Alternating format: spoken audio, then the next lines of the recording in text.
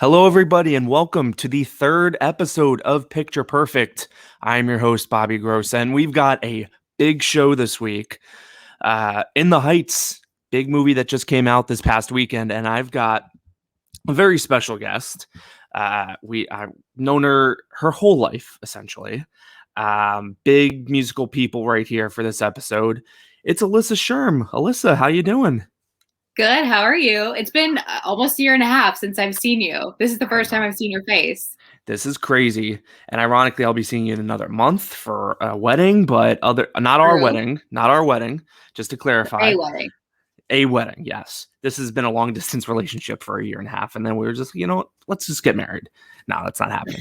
Um, but yeah, how are things? It's like you said, haven't seen you since last year. So what's been going on with you? Nothing much. It's been pretty good. Work has been keeping me very, very busy. And other than that, not a whole lot. Still trying to get back into the groove of things as everything kind of reopens and starting to venture out a little bit more. Going to the movies, Yeah. hopefully. Yeah, this is it's such a good time because like every week there's a big movie coming out, and especially for this one, I think for this week's this is probably the first essential movie that's been released that you have to see in theaters. I don't think you did see it in theaters, but I mean it's good for you because ladies and gentlemen, Alyssa Schirm has a notebook Here are full my notes. full of Here are my notes. notes. I mean, if We can't you we can't touch on all of them, but we'll touch on a lot. if you Hopefully. this is what we call overachieving, Alyssa. As we know, I mean, you're straight A's in school, so what can you expect? I mean, this I call it is attention to detail. There's a lot here. Well, you see, I wanted to do my prep work, so I listened to the soundtrack and I took notes on it, so I knew I what I appreciate. to expect going into it. I wrote down. I literally have a section of all my expectations. So before I sat Oh, down and watched the movie, I wanted to remember what I was looking forward to or what I was looking for from the movie. And then as I was watching the movie, which was a big part of why I watched it in my house, was so that I could stop it as I was going. It took me probably 20 minutes to get through the first 10 minutes of the movie because I kept pausing it, writing notes about what I was noticing, playing it, pausing it, writing notes, and playing. And that just kept repeating. And that was a big reason why I watched it at home. meanwhile, I have a note document on my phone with about 2 lines of notes. So there you go. We know who did better in school and just better in life. Um, I would say. But as we start off every week, I always like to know what my guest has been watching lately, movies, television, anything like that. So, Alyssa, what have you been watching lately? I am currently in the middle of a binge rewatch of Jane the Virgin. I Okay. usually my go-to rewatch is like The Office or Parks and Rec, but since they're not on Netflix anymore, Jane the Virgin, I've only seen it I think one other time all the way through. So now I'm going through it again. It's such a fun show. When I come home from work at night, I don't want to watch like I don't know, something where I have to think or something that's going to make me sad or I like coming home, eating dinner and then sitting on the couch and I know it's going to be funny. I know it's going to be comforting and I just love it because it's for those reasons. It's just so calming, it's funny, and I just love it. So that's currently what I'm in the middle of rewatching right now. Now, I've heard good things about Jane the Virgin. Now, it was on the CW, I think, right when it was running. Yes. How many seasons of that is there? There's probably like 4 or 5, right? I think so. I'm not 100% sure. I actually I watched it for the first time on Netflix when Hmm. everything but the last season was on there. And then I finished watching it, what was on Netflix, right when the last season started airing. Okay. So when I first watched it, it was kind of like a mixed bag of I watched the majority of it up until the last season on Netflix and I kind of binged it all at once. And then I was like a proper viewer where I watched the last season as it aired. And doing both of those, it was kind of cool to see watching everything right away and like finding out what happens because a lot of those episodes end on cliffhangers and it's Right. almost like a telenovela. That's kind of how the show is built because it centers around a Latina family. So that's how it's built. So it was kind of interesting to see the difference between watching it one right after another, and then Hmm. waiting a full week in between episodes to see what was going to happen. Yeah, I've done that with like quite a few shows. Not recently though. That's the thing. I think as we've gone on in time with all of these streaming services, it seems like, Netflix was the big game in town for a while. And they had like all of the big network shows and all the big cable shows that like you, Alyssa, people would be able to watch and binge. And by the time it came back on air, on television, like we were all caught up and that grew their audience. But just like, I just finished a show recently, and Netflix, for whatever reason, is always my first go to. So I look through all of the television catalog that they have on there. And unfortunately, I think it's coming to the point where it's mostly just Netflix originals and Mhm. maybe a few, basic cable shows or sometimes they have like Showtime shows on there, very rarely. But it's harder to find new shows essentially because it's either you're watching them live, you have, cable and you're watching NBC and you see a new sitcom that's coming out and you watch it there. But if you were to watch that show on a streaming service, you'd have to go digging for it because it's either on Hulu, it could be on Peacock, Mhm. all these other streaming services. So I think that's going to start coming to be a problem because there's just so many streaming services now. I don't think people are going to be able to have that experience as much anymore, where they discover a show on one of these services and are able to then transfer that fandom to, when it's actually live on television. It just, I don't think that's going to happen as Mhm. much anymore. I totally agree, and I think it's even affecting how shows are being produced and written, and how they're being filmed, and how the story kind of plays out. Because when you look at something like Jane the Virgin, like I said, it's very clear that it's an episodic show that ends on a cliffhanger each time. So the viewer has to wait 1 week when it originally aired to see Mhm. what would happen. Whereas if you watch something like a Netflix original that is filmed for Netflix for binging, Yeah. it doesn't have that anymore. Where you watch it all at once, and it still follows a storyline, but you can tell that it's just written differently, it's produced differently, and you can tell ever so slightly how it's different. And that's what I kind of like what Disney Plus has been doing, right? Like it's a streaming service, but they don't put everything out at one time. So now this Mhm. week we started Loki. So now that's going to be, 8 weeks worth of content that Disney Plus has available that, if it Mhm. were to drop all at one time, it's like I mean, it's kind of like the Stranger Things effect where people talk about it for 1, 2 weeks maximum, and then they move on because there's just Right. so much stuff. There's not that anticipation week to week. And I know for, me and probably you, Alyssa, we grew up in a time where new episodes, there weren't any real streaming services at the time. You'd have to wait every week for the new episode. And then if Mhm. if you missed one, you'd probably have to wait until like the summer for reruns or something like that. It's just not Yep. like that anymore. Yeah. I totally agree. But that was me like with Breaking Bad. Breaking Bad caught up on Netflix, watched the last couple of seasons on AMC, and it was great. And a lot of those end with cliffhangers too. So, yeah, I really I appreciate the Jane the Virgin. I've heard it's a really really good show too. It's I don't know if it's my cup of tea exactly, but I know a lot of people that love that show. Mhm. Anything else you've been watching in particular, Alyssa? I know I have a couple of movies written down. If you don't have anything else. Nothing that I can, like, recall. All right.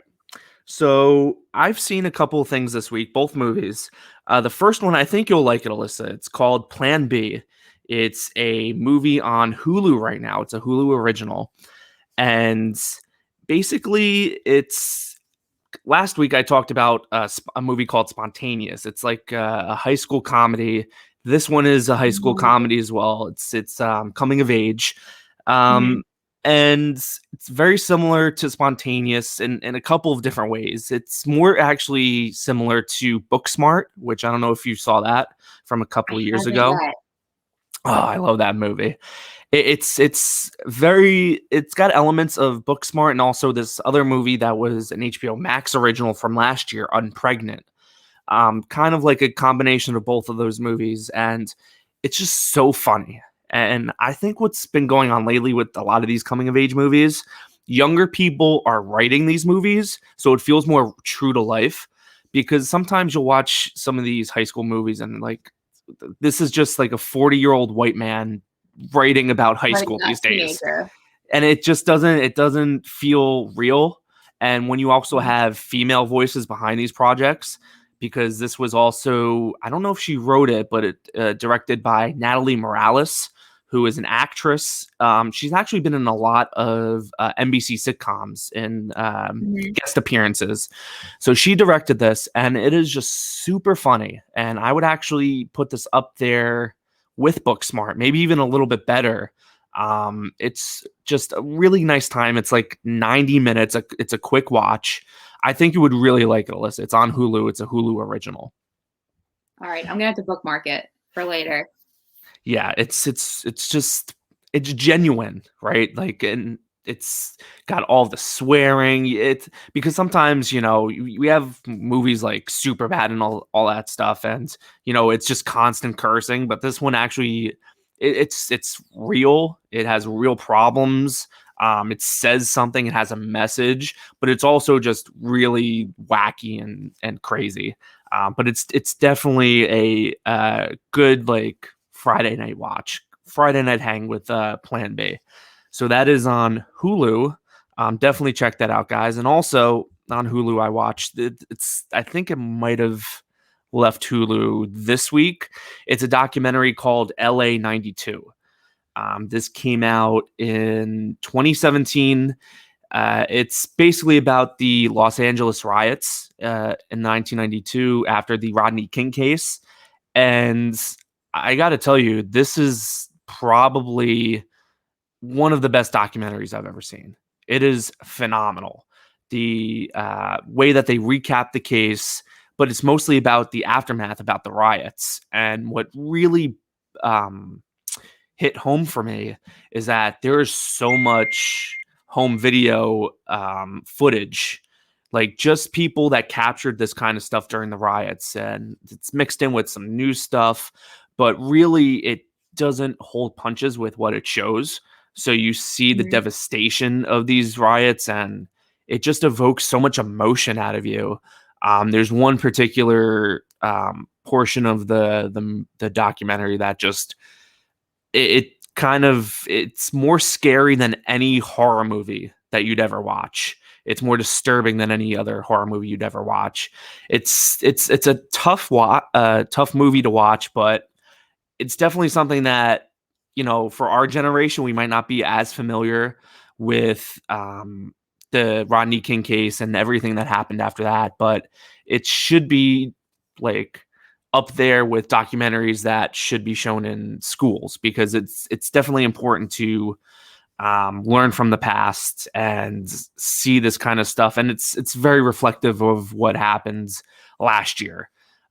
So definitely, I don't know where it is now. It was on Hulu. I don't think it's on there anymore. But for anybody that is interested in this kind of stuff, true documentary stuff, it's phenomenal. It's called LA 92.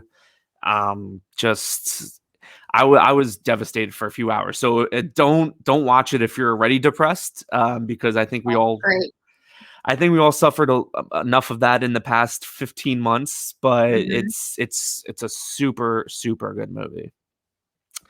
But now, guys, we're gonna jump into the main topic, which is In the Heights. So what we do on the show is we always start with the non-spoiler, and then once we finish off our thoughts with non-spoiler, we'll jump into spoiler review of it.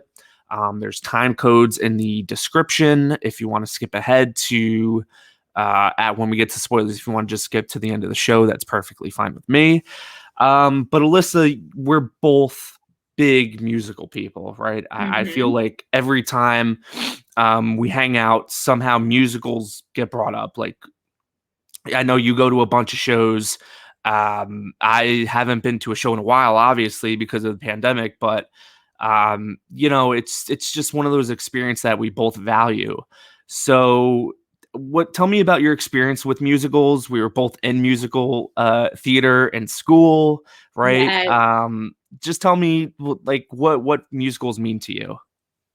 So musical theater as a whole kind of means a lot to me. I started in musical theater in 5th grade. And I just graduated from college. I'm 1 year out of college at this point. So ever since then, it's been kind of a huge tenet of my life. And I love working with the arts and working with musical theater. I did shows all through high school. In college, I did shows in community theater. My mom, who's a principal of a Catholic school, I've directed shows for her. I've choreographed shows for her. And to me, it's so important, especially musical theater and arts education. Because I grew up with it, I always say that I'm a different person. I wouldn't be the person who I am if I didn't have musical theater in my life. And For I sure. really believe that it makes you a more outspoken person. It helps you kind of grow into yourself. It helps you know how to express yourself in front of a group of people. And for a kid like me who was quiet, and it was a way to it was an outlet for me. It was a way to express myself. It was a way to be a different person for a few hours of the day. And to me, there was nothing more fun than that growing up. Yeah, it's just one of those. It's different from movies and television because most of the time, the best way to experience a musical is live, seeing it on stage, and that's why a lot of movie musical adaptations kind of miss it, just something lost in translation.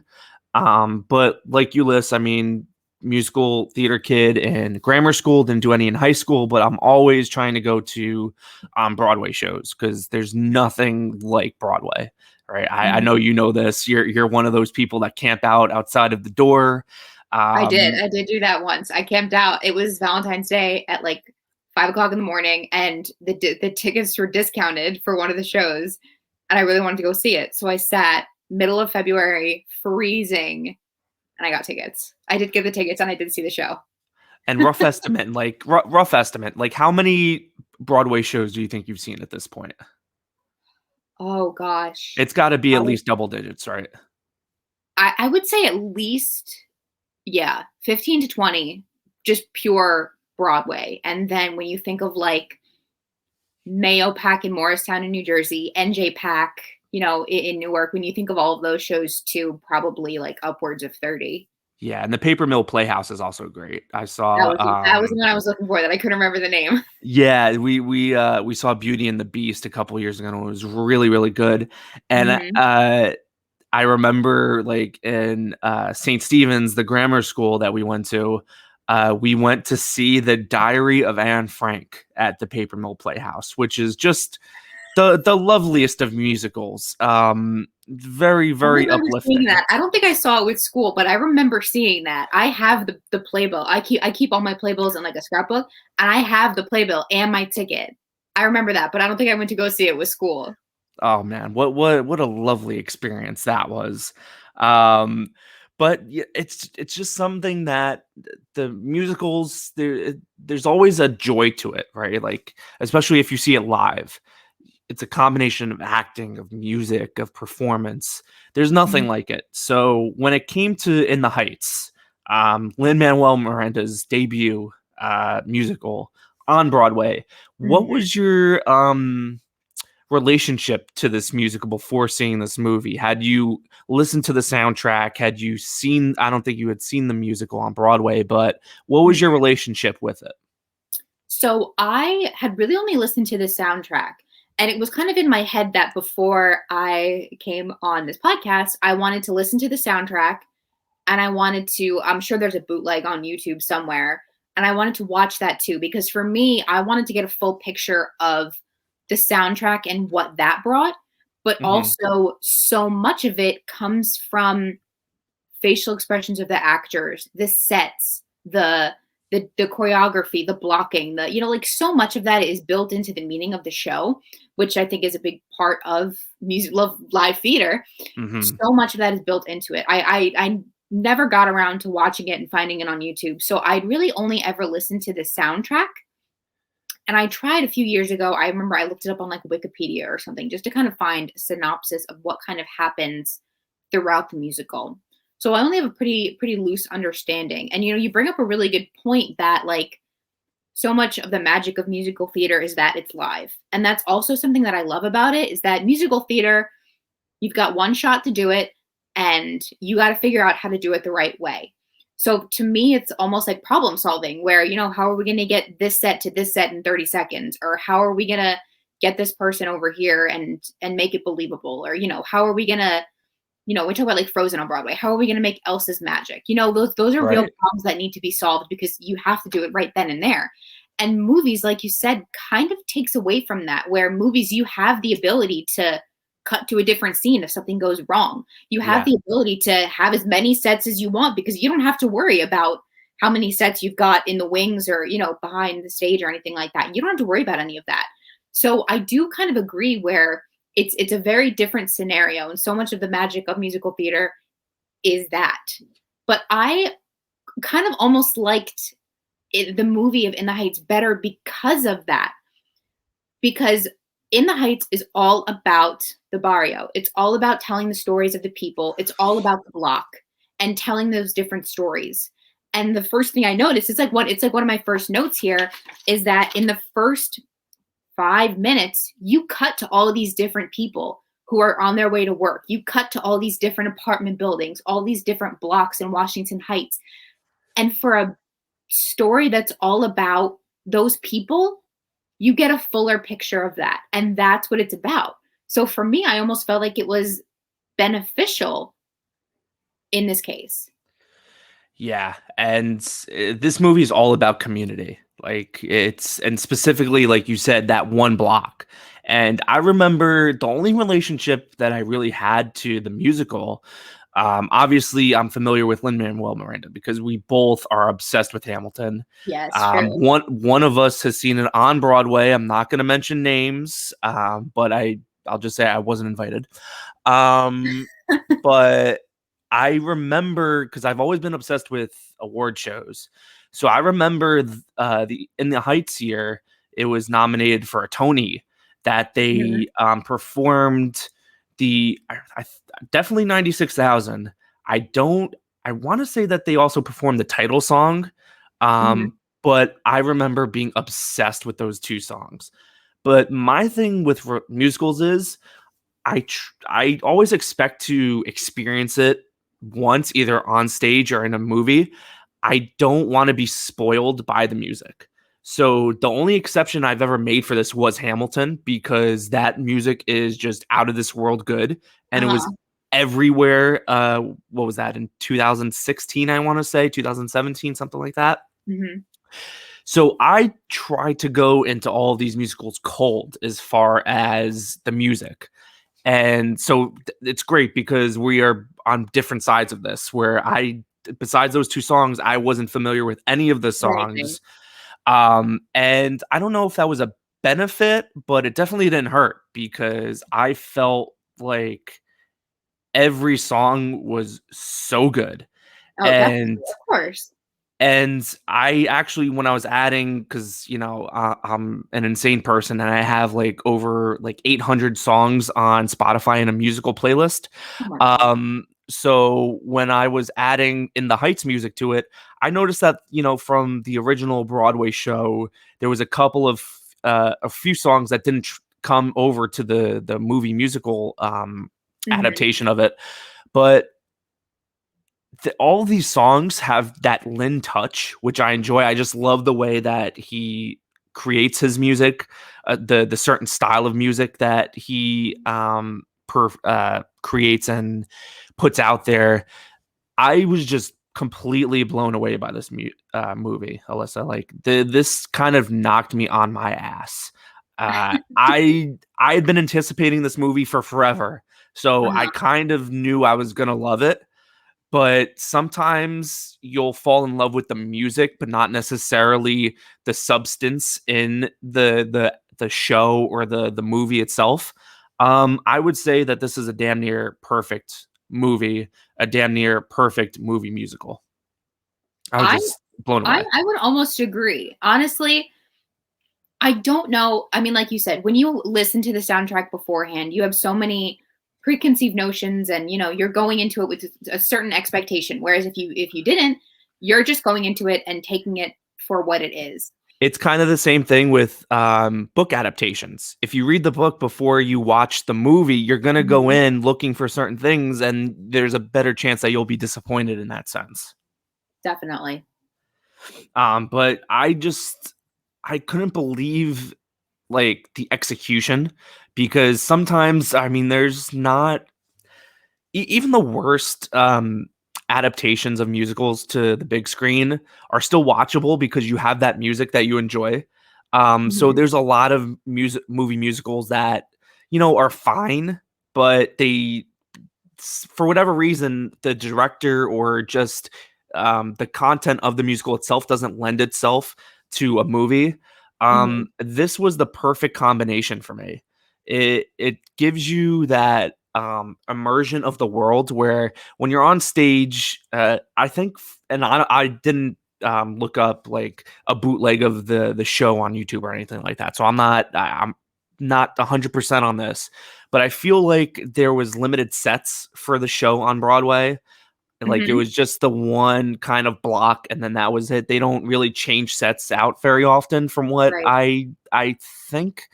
Um, this one is so fast moving.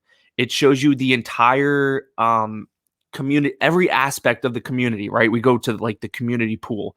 We go to the bodega. We go to all of these places, and Mhm. it's so vibrant, it's so energetic, and it just captures this community so well that, to be honest with you, I don't see how comparing the two on Broadway and on film, how the one on Broadway can even compare to the scope of what the movie did. It just broadened it out so perfectly well.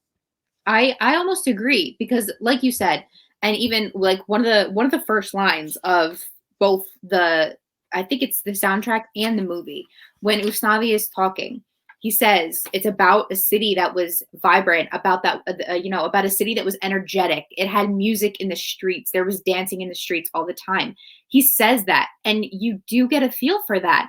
And like we were talking about before, you jumped to so many different places that you couldn't in the Broadway show because it was just Yeah. physically impossible. And I think that lends itself and why it's almost better as a movie because you can do those things. And this was directed by John M. Chu, who directed Crazy Rich Asians. So Yes. that was like another big um, cast of characters that you had to juggle, and that was a perfect um, kind of combination where you get enough from each character that you don't feel slighted by any of them.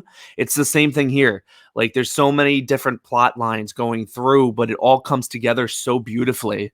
I never felt like I wanted more of that character or this character, because they all have their own plot, their own Mhm. songs in most cases.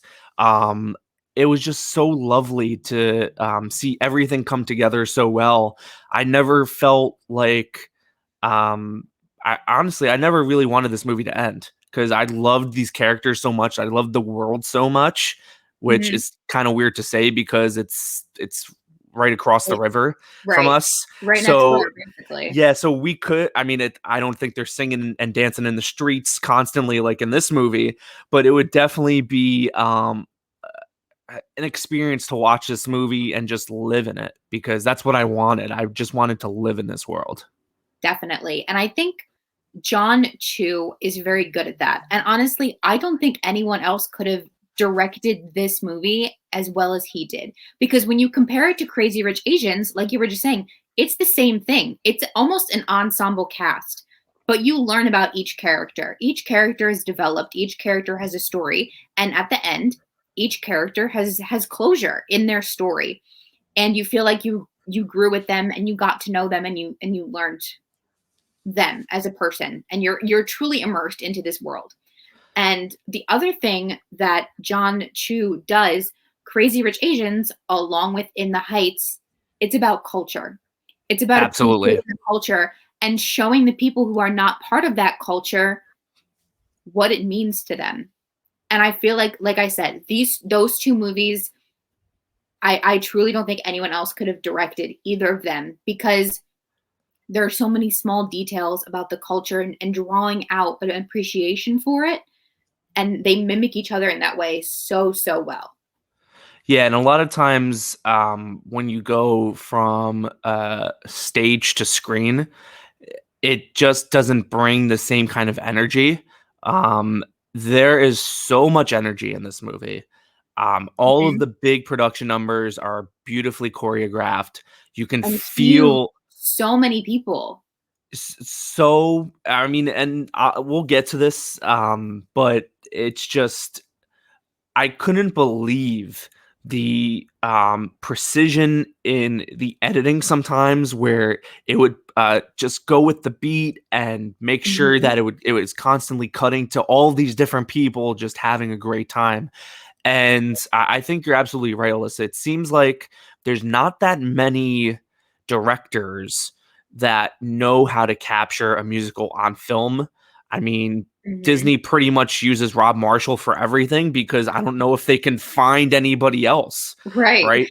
Like even like he was not a good choice for Into the Woods, right? But it is probably better than what it should have been because if they got, like Clint Eastwood, who completely ripped apart Jersey Boys for me. That is an Yeah. god awful movie because he didn't know how to direct a musical.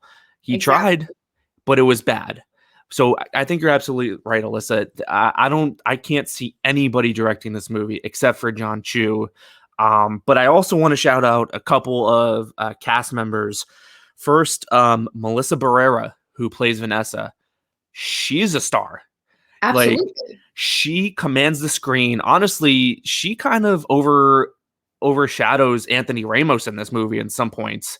Like she just eats the scenery up. She's a great singer, a phenomenal dancer, especially in that club number. She is tearing it up, Oh, and yeah. Mhm. she kind of came out of nowhere. I think she's only been in like a TV show called Vita on Cinemax or something like that. So she's kind of an unknown, but she's in the cast of the new Scream movie. So I think between this and the Scream movie, she's going to be a big, big star because I don't Mhm. know how you felt, Alyssa, but she was like my one major cast member that I walk away thinking, oh my God, like this is the performance. I almost agree. My other one was, his name is escaping me right now, but Benny, Corey Hawkins.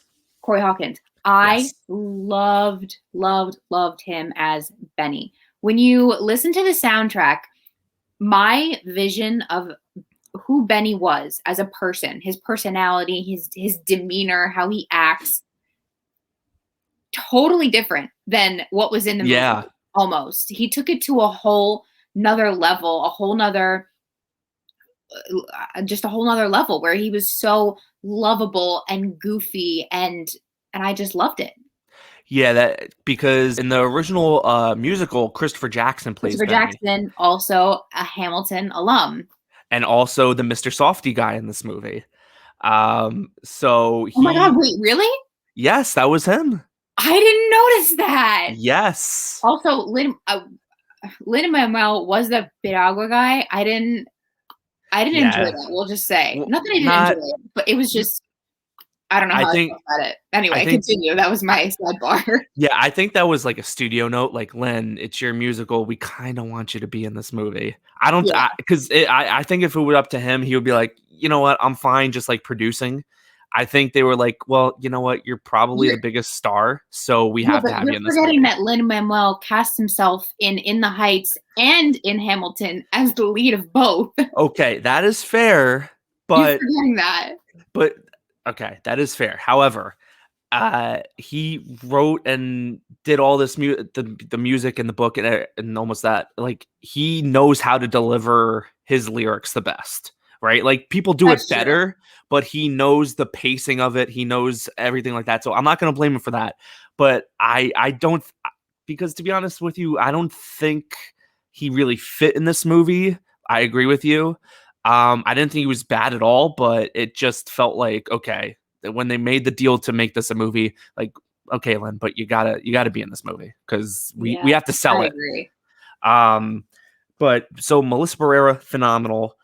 Corey Hawkins, like you said, he brought like um I don't know, a genuineness to it. Like Hmm. he was just super confident. I felt like with Christopher Jackson, I didn't watch, just basing it on what I've heard from the soundtrack. It seemed like he brought more of a swagger to the part. Christopher That's Jackson exactly did. the word I would use. I was trying to think of like a word to describe it, and he's very like it is all about kind of swagger, and he wants to move up and he wants to make money, and he's trying to be successful basically, Yeah. which is a big part of the movie and what everybody's trying to do essentially. It's a big tenet of the movie.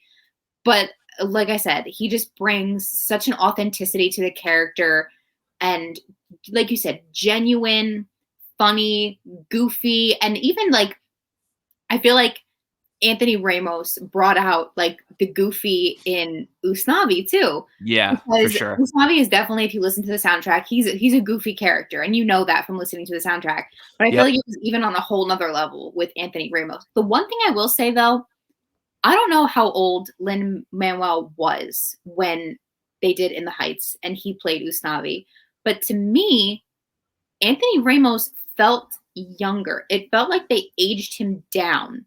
And I don't Hmm. know how that impacts the story or impacts anything. It's just something that I noticed. So looking it up real quick, I think so. In the Heights was 2006. Mhm. According to this, Lin Manuel would have been 26 years old. Oh, maybe In I'm picturing him as because I've only ever known him as old as he is now. I'm just picturing and him as older. Yeah, and ironically enough, Anthony Ramos, I mean, this was supposed to come out last year, so you have to subtract a year. Um, he would have been 29. So he's actually older in this part than Lynn was on stage, which is just crazy to me because Anthony gives out a more youthful performance, I would say, Yeah. than Lynn.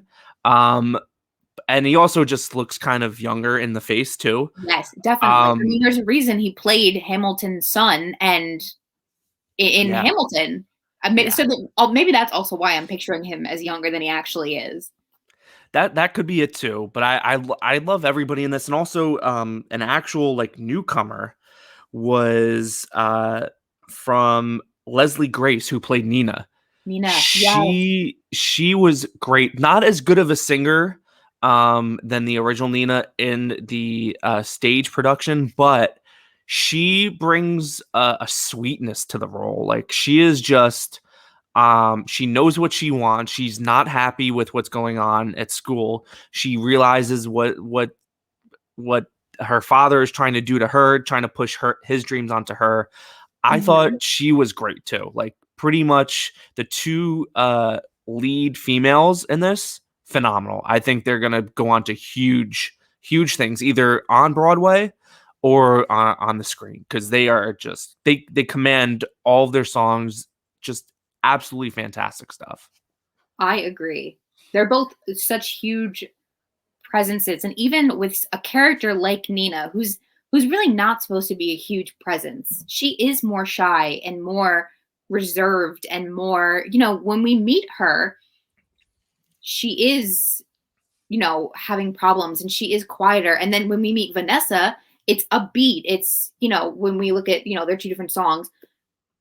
And I feel like they were perfect in the roles that they had. They both commanded, but they did it in a way that was perfect for their own characters and their own Yeah, personalities. I mean the entire cast is great. Like this is a perfectly cast movie. And a lot of times what happens in these movie musicals is they'll cast people that don't know how to sing. Mhm. And we've seen I this. think they cast them for the name value a lot of the time because Exactly. that's the only way they'll get people to watch a movie musical. And this benefited from the fact that they were, for the most part, unknowns. Yeah. I mean, Emma Watson and Dan Stevens in Beauty and the Beast. What are you doing? I Like they know. I know. just straight auto tune, just hurt my ears. Meanwhile, Luke Evans killed it as Gaston. So and Josh Gad. Yes. So you have, so most of the time the supporting characters are the ones who know how to sing, but then the lead characters are the bigger names. They can put it on the poster. Oh, That absolutely. that's where like um, the last movie musical we got in theaters was Cats. I So didn't even see that. I did not even see that. I didn't like Cats to begin with, and I knew from the get-go I was not going to see that movie. I yeah, didn't even try. didn't you didn't miss much. It was a movie, but that's another case where like they had Taylor Swift in a supporting role, but like James James Corden Corden, and Rebel Wilson, like what are you yeah, doing? But Idris this, Elba, Jason Derulo, oh my god. um, Dame Judi Dench. Like there was just a lot of very varying names in that movie. I mean, and listen, I'm not saying everybody in this movie knew how to sing, but good enough. Like the supporting one, like Stephanie Beatrice from Brooklyn Nine-Nine. Like not Yes, not a phenomenal singer, but good enough to where she can carry a few lines here and there. yes, Um, and Dasha Polanco from Orange Is the New Black is in this. It seemed like she didn't get any lines to herself. I don't think she knew how to sing very well, but just these big personalities in this movie that when they're not singing, they bring an authenticity to the role, which is all you can ask for in this movie. Because if this movie isn't authentic, it doesn't work. exactly. Um, so just to wrap up the non-spoiler, anything that you didn't particularly like? I know you mentioned Lin-Manuel, but anything else that just didn't really work for you? Honestly, no. Right? I really can't say there was anything that I was like, I hated that, or like, even like I said, I went in with such an idea and like expectations, and I really thought it was going to be difficult to kind of measure up. I can't say I had any real like issues. My only one was Lin Manuel, where I was like, okay, this is a song from a musical. I understand, but it was just like a whole 2 minutes of I don't know what's going on right now. Like it just I don't know. Yeah. I don't know how to phrase what I want to say. It kind of stops the movie when he Yes. does the Mr. Softy song his song. It's just Nicaragua. Yep. yeah, it kind of puts because I mean it's just like a side character that goes up and down, selling Mhm. water ice essentially. Yes. So it's like, and you give him his own song, but meanwhile, because I know Jimmy Smits' character, who's the father in this, he had a song in the Broadway show, and that was cut from He this did. movie, He did. And honestly, I which guess that is kind of my only beef was that storyline was kind of cut out. The theme was still there that the mhm, song kind of portrayed, but it was lessened because there was no song. And there are so many beautifully written songs that lend themselves to the characters and their stories. Again, so important. And these characters, sing about themselves and their dreams and their hopes and their stories and where they came from. right. And yet we spent 2 minutes on a song that really didn't talk about that. And I think the reason why they cut that song was probably they realized that Jimmy Smits isn't the best singer. So let's I not give him agree, his yeah. own song because even though that's the case, he brought it in this movie as far as his acting. Like he is tremendous in that dinner scene. Yeah, Um he is outstanding, so I like that. So, what would be worse if they cut the song or he sings it and then people say, "Oh, well, he couldn't carry it." right. Um but yeah, I struggled to find anything that I didn't like about this movie. Me too. Just like nitpicks. During the big production numbers, I would say, even though I did appreciate what they were going for, the editing kind of got in the way at times. That it's just so quick with just bouncing back and forth to everybody. I kind of just wanted to see the choreography panned out, seeing it for myself sometimes. But I understood what they were going for. It's still a really, really well choreographed movie. I just sometimes it was just so fast I couldn't keep up with it, and I think that's why especially I don't know how you did with it, Liz, watching it on TV. At least if you're on a bigger screen, you can make out more because there's so much going on in every part of the screen. So if you Mhm. just shrink the screen, I would imagine it would be a little bit harder. And I actually saw it in IMAX, so I mean it was a huge screen, but what I failed to do was pick seats that were further back so I could see even more, because I was just like, oh my God, this is unbelievable. That's just like a nitpick though. Like, it's nothing major. Do you have anything? Do I you don't not know. I'm agree? just trying to Like, think. But like you just said kind of towards the beginning, like the I editing lends itself to the energy of the film. it And if it does. wasn't edited a certain way, then it wouldn't have had that same energy that you It love about it.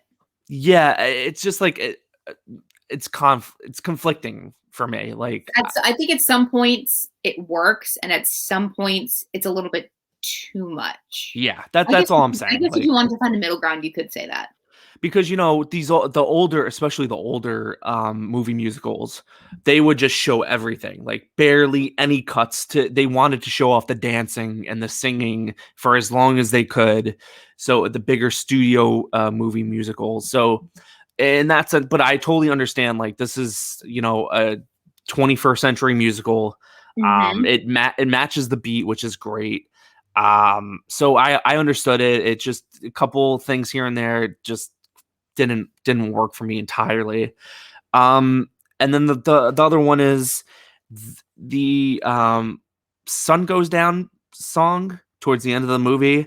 Uh-huh. Um, I under Again, this is one of those things where you clearly cannot do it on the stage, right? The way Right. that they shoot it, Gee, I you just can't I don't think so. I mean, the Spider-Man musical maybe tried to do it. He was flying around, but we don't want I any forgot about deaths. that musical. Um, so maybe it's possible. I don't know, but I just felt like the way that they did it didn't match what had come previously in the movie. It felt a little bit too fantastical to me.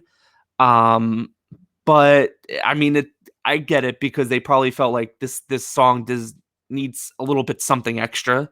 So they came up with that. And I understood, what they're actually doing in the number. It just I don't know. It felt a little off. You see, I didn't think it was that far out of left field. I'm not saying it was the best idea. I'm just saying it didn't come from that far to left field for me, because when you look at what they did with 96,000 and the drawing on the screen, when you look at what they did with oh my gosh, what the heck is the name of Abuela's song? I can Oh, remember. It's just Tay. When you look at what they did with that, and she's on the train, and then I'm not trying to spoil. When you look at what they did with that, we'll just say that it follows the same kind of magical realism, I guess, if you want to call it, it's a big tenet. And if you watch Jane the Virgin, you would kind of know this, where magical realism it's a big part of Latin culture and Latin literature and things like that. So to me, it didn't seem that far out of left field because of 96,000 and because of Abuela's song. They carry that kind of throughout. Again, I'm not saying it was the best way to do it, but I don't think it was that uh-oh. far out of the field. You just froze for a little bit, but you're back now. I thought I was like, oh, we're in trouble, Okay. but you're good. You're good. You're good. Okay. Yeah, good point about 96,000. The only counter I would say about Abuela's song was that was mostly a dream sequence. So Okay, I'll give you that. in that sense, you can play with that kind of stuff. This one was played kind of straight. But I mean, again, nitpick, it didn't really bother me, because, like I said earlier, this is easily already, I mean, maybe it's too early to say this, it is literally one of the best movie musicals of all time. Just, I agree. I mean, maybe that just says more to the fact that a lot of them are just average or fine. There's very few that, deliver. Some of the best ones, like Singing in the Rain, Willy Wonka and the Chocolate Factory, all these other ones. There's Wizard of Oz. It's a lot of times you have to do a little bit something extra to get there, to get to that next level. And a lot of them just rely on the music. This one didn't. This one took the extra step it needed to justify its existence in film, and I appreciated it so much. It's a knockout movie. You guys have to see this movie, especially if you're a musical fan. You have to see it. So, I mean, there's not really much to spoil, but we're gonna go into the spoilers, and I think this is the time where the copious notes They can come be into play. elaborated on. Yes. So take it away, Alyssa. Okay. Give me what you got. I don't know. Where would you like me to start? I've So got a let's lot here. overall, we can get into the plot too, right? So you have this framing device at the beginning of the movie where you know, Usnavi seems to be on the island. Yes. Um, and you know, it kind of reminded me of Aladdin, the live action Aladdin, where Yes. I didn't even think of he's that. he's telling the story of what happened, and then you keep flashing back and forth. It reminded Mhm. me of that, but then I started to think there's something off with this because I think they're trying a little bit too hard to make it seem like yes, he actually moved to the Dominican Republic. Right. But then there's that little girl that almost looks exactly like Anthony Ramos, and I actually did think, oh God, is that his daughter with Vanessa? And lo and behold, at the end of the movie, You were right. I was right. She never left the block. He's got the bodega, but he's also incorporating Vanessa's fashion in the bodega, which was kind of cool. What did you think of the framing device? Did that work for you? And what did you think was going on there? Let me tell you, it confused me because as someone who has listened to the soundtrack and knows how it ends, I knew obviously that he stayed on the block and that, the only thing though, this is actually what I liked a lot about the movie, even Hmm. more so than the musical, is that in the musical, it ends. Usnavi says, I'm going to get a second date with Vanessa. I'm going to stay in Washington Heights. Um, but he doesn't really have a concrete ending. You just know that he's staying, he's comfortable where he is, he loves where he is, he loves Washington Heights, and that's kind of where it leaves you. Hmm. You just know that he's made peace with the fact that this is his home and that his job is to tell the stories of the people who live there. In the musical, in the movie, it takes it a step further where you find out that this is his daughter with Vanessa. And I tell you, I think I have a note here. Let me go all the way to the end of my notes. I love it. I I love it. literally have written down, my jaw dropped. I literally wrote that down. My jaw dropped. And I underlined it and put exclamation points because he puts the hat on her. That was so symbolic to me. I loved it. I'm a huge geek for like symbolism and carrying through and things like that. The fact that he puts the hat on her, Hmm. he's passing on this legacy. He's passing on the stories. He's passing on the traditions and the culture, just like his father passed on the hat to him, just like Abuela passed on the culture to everybody on the block. Yeah. You know that he's now passing it down to his daughter.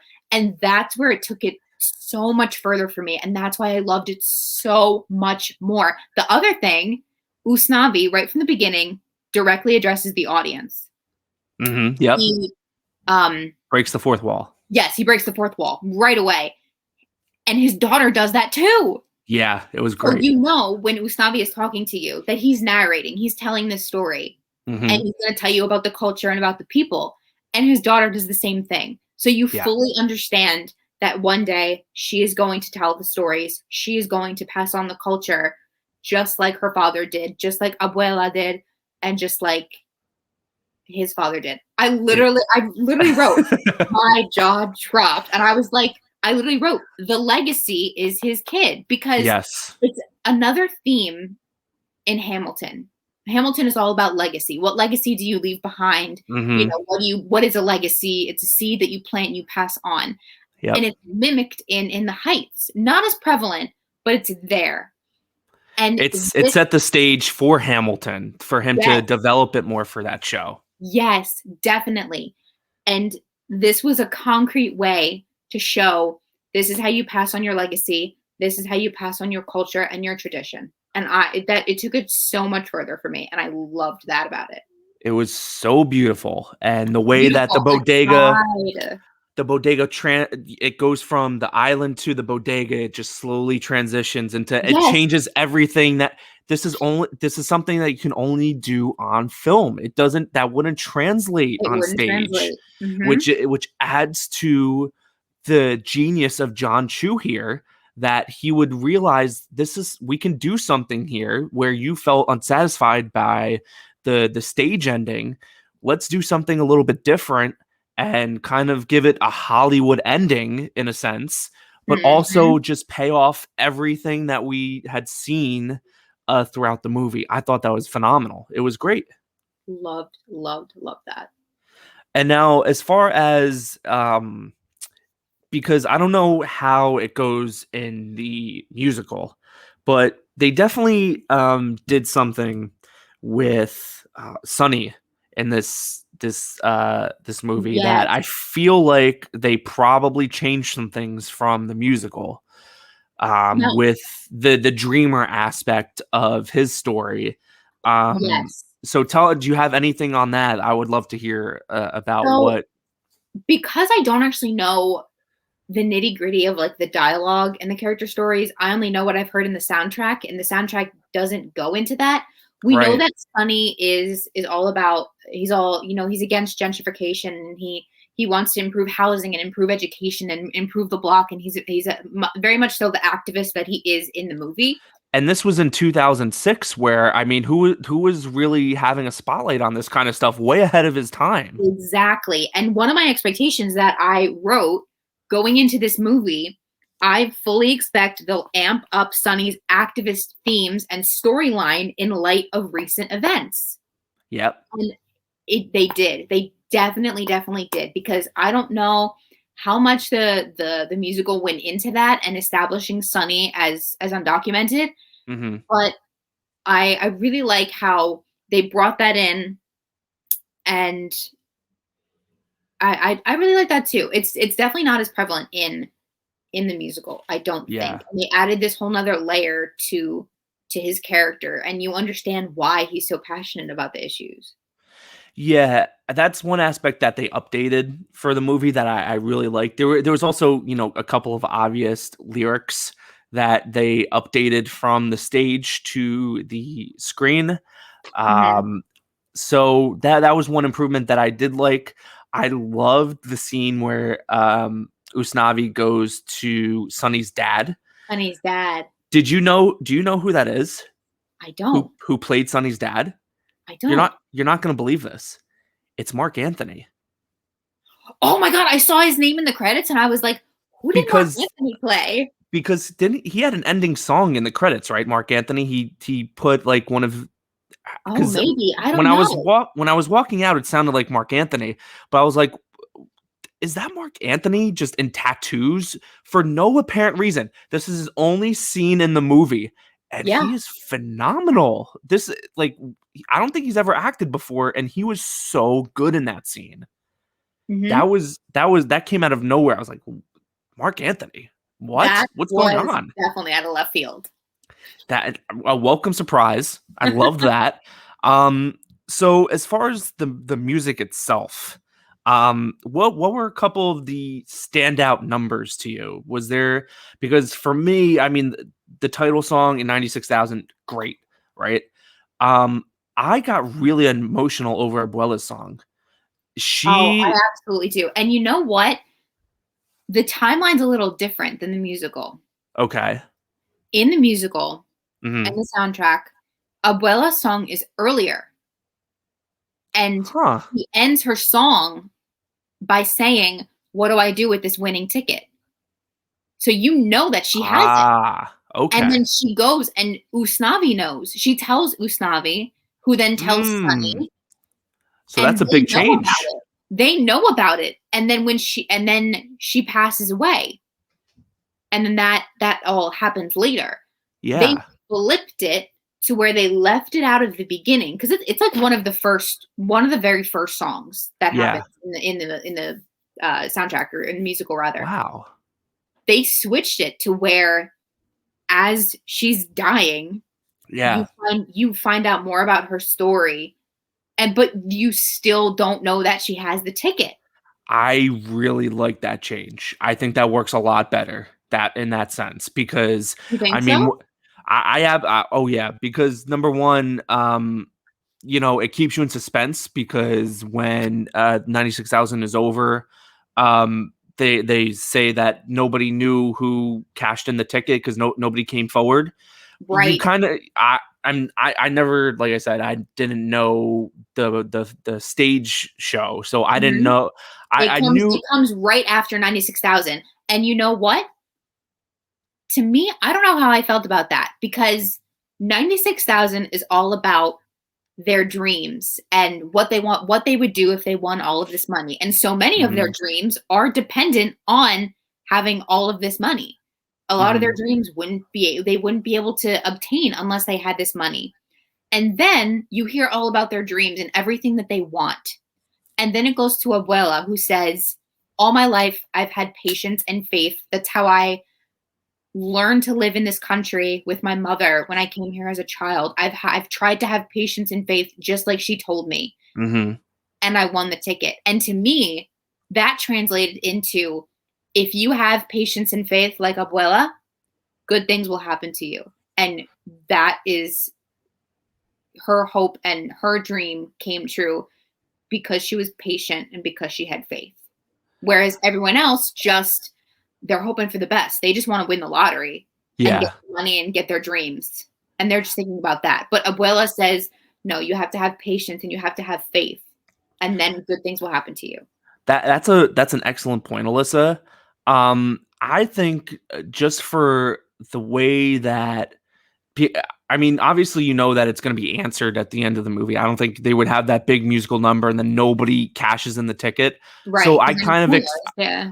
I kind of expected someone to come forward. I didn't know who it was gonna be, but I think it was like a beautiful reveal that this was the last gift that she left for Usnavi, and especially considering the struggle that he was having, you know, trying to get Sonny's situation straightened out, that now he can put that money that he discovered towards getting him his citizen status in the country. Mhm.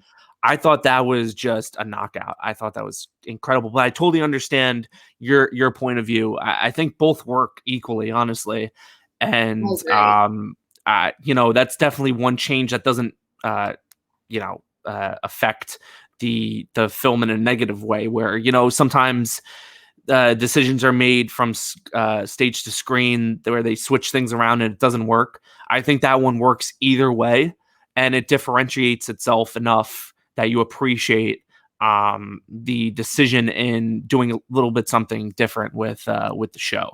Mhm. I was floored by that musical number. Everything is just so good in this movie.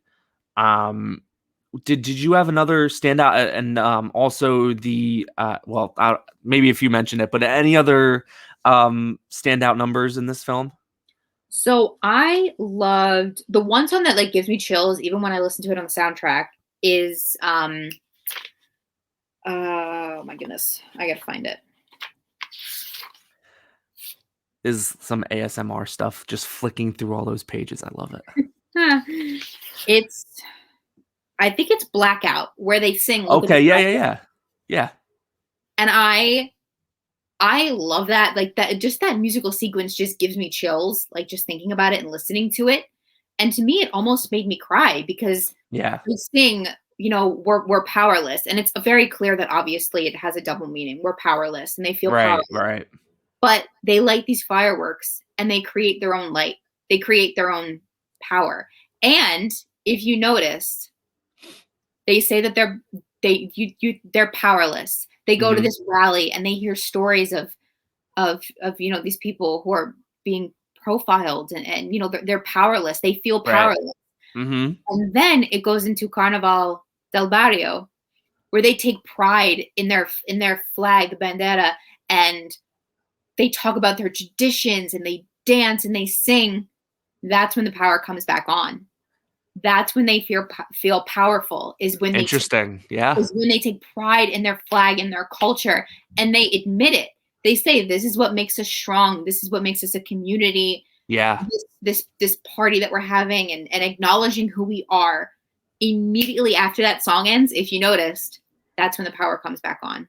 that's a great point. And I love that song. That was the song I was going to bring up next. The Festival de Barrio or whatever. Just Carnival, incredible. carnival. Carnival, yes. Um, excellent stuff. It brings all the characters together. They're all celebrating their heritage. It was beautiful. It kind of reminded that number kind of reminded me of like Fiddler on the Roof, where everybody comes together and embraces the traditions and the Mm-hmm. community and everything like that. Love that.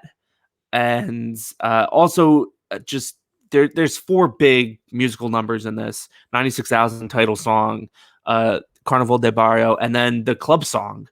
Yes. And I love that whole scene because we know Usnavi is still kind of shy around Vanessa. He's trying to play it cool, like, oh yeah, go dance with these other guys. Uh-huh.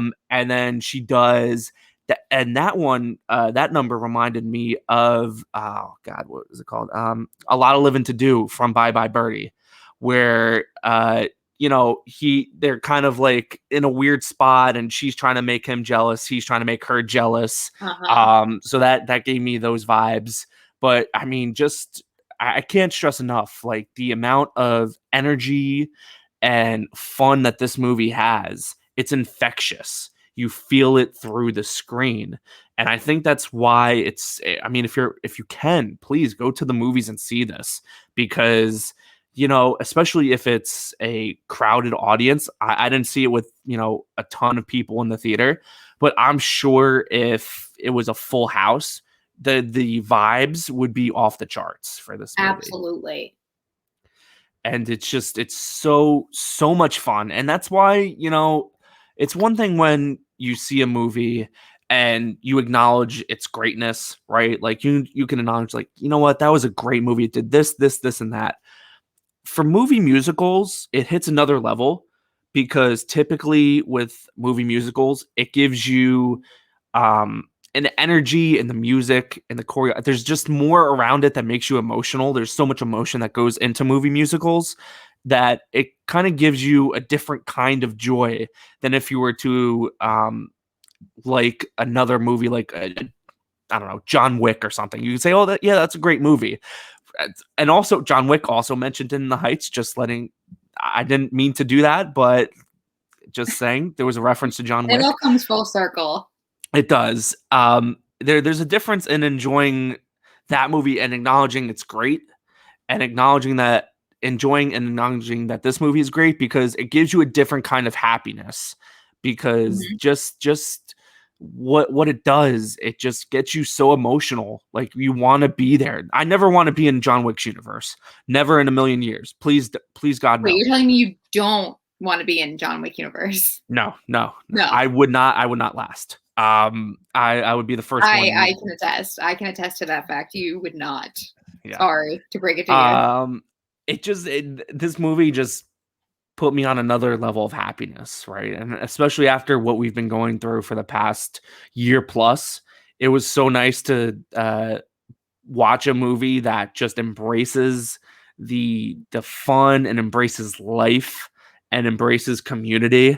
I mean, it's a massive success. There's no other way to put it. It's a huge success.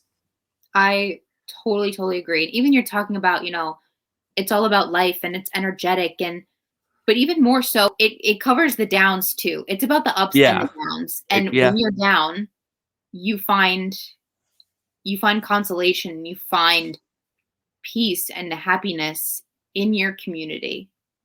And I feel like nothing could be more, you know, necessary after the, year that we've had. And I feel like that's why it resonated so much more because of yeah. that. That's an excellent point. That's true. Um, totally right. Anything else? I mean, Alyssa, I feel like you didn't even scrape the bottom I, of the I barrel with really all these didn't. I'm like notes. looking through just to kind of like think of what else I just wanted to bring up. Also, just want to mention, did you notice that there was Hamilton in this movie? Yes, the ringtone, the dial tone was You'll be King back. George's song. You'll Be You'll Be Back. Back. Yes. Yep. I did notice The that. I wrote it down. I wrote it down. so good. I mean, we're probably within 10 years of that movie, right? The Hamilton movie. It's got to happen within the next decade. See, I don't know because Disney Plus did the taping and put it. Is that all we're gonna get? I I don't don't think think so. Hamilton would work as well because In the Heights is set in the, the 20th century, 21st century, I guess 21st century. Hmm. But I feel like Hamilton can only work on the stage. I don't know how well Hamilton would translate into a movie, like a I true don't movie. I don't know either. I can't imagine it, but it's got to happen.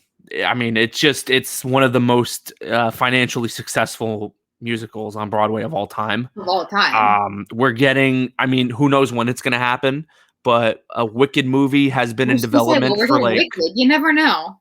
for like at least 10 years now. And I feel like Lin has so much momentum behind his name. He could probably get anything made at this point. Like he has his own I was gonna say, he has Tick Tick Boom is coming out too. yes, on Netflix, which I'm not familiar with that, but great.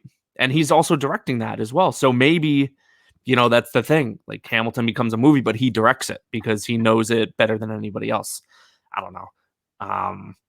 But anything else in that big I don't notebook know. of I'm yours? I'm trying to go through. I don't know. To me, I thought it was so great. It was, we're talking about community and tradition and culture. Even Lin-Manuel said this whole movie was about bringing people to the spotlight who are usually marginalized. And I thought Yeah. that was so great. And that is also what I loved about. And even when you look at Crazy Rich Asians, it's kind of another similar story where the people who are usually on the sidelines are front and center and their stories are being told and they're being represented. And my friend, one of my good friends from college, put on her Instagram story that she had watched In the Heights. She is Latina. Let me see if I can. Oh, I'm not gonna be able to find it now. Oh, come on. I posted about it too on my story, but I was just wow. Like that's all you Yeah, can that was say. it. That was like the Like only word was just wow. that I Oh, mean, here it is. Here it is. She said, "This show will always hit close to home. The bodega looks like my grandparents that they used to own. The actors look like friends, family, and the people I grew up with.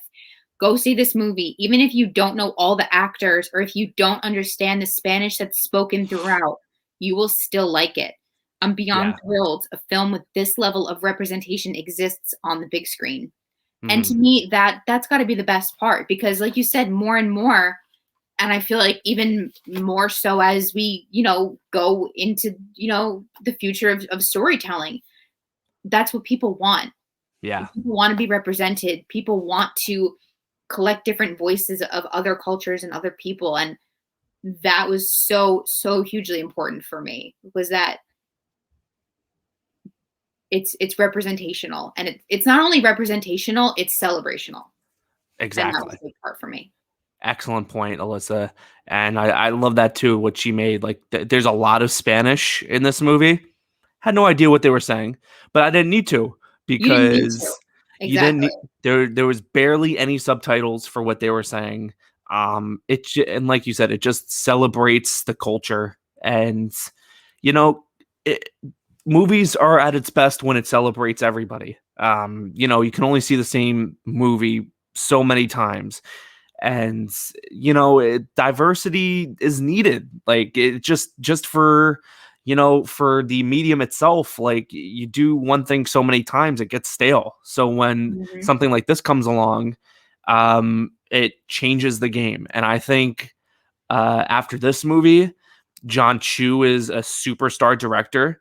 As if um we already didn't know that. Oh my I goodness. mean, he can make anything he wants, and I'm gonna see it. Like, and Yeah. hopefully, for maybe or good or bad, I think this is gonna.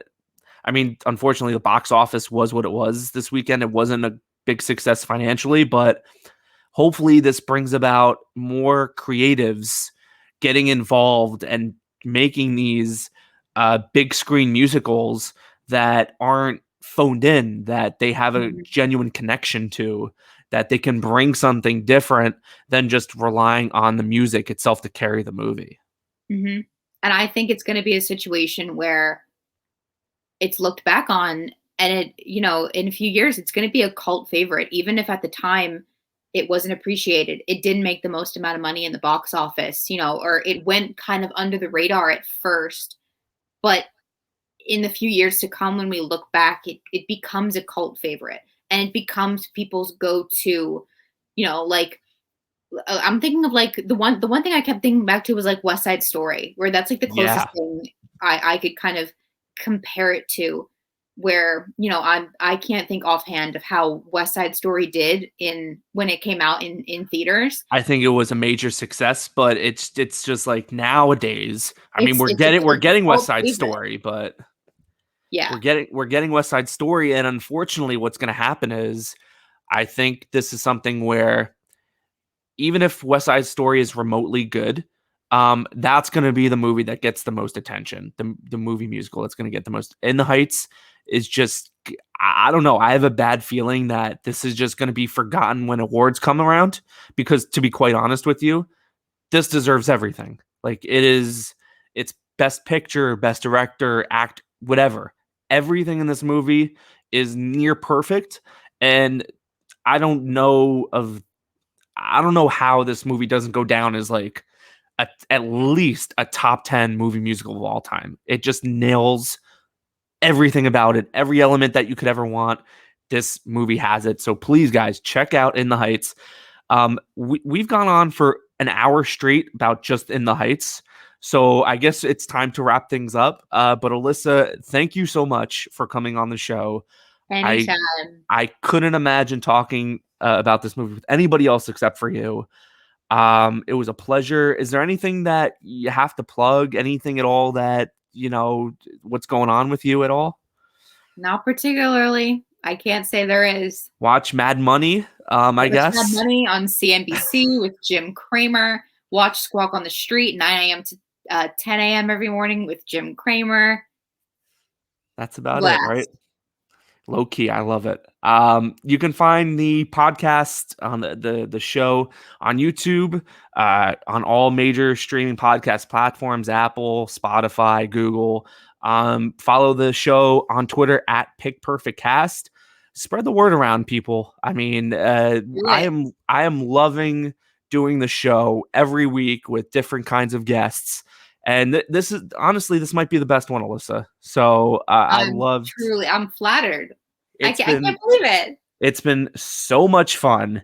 And next week we have another big one. It's going to be Luca, which is the new Pixar movie coming I'm out so on excited for that one. Disney Plus. Not the bummer of it is it's not going to be in theaters. It's just on Disney Plus.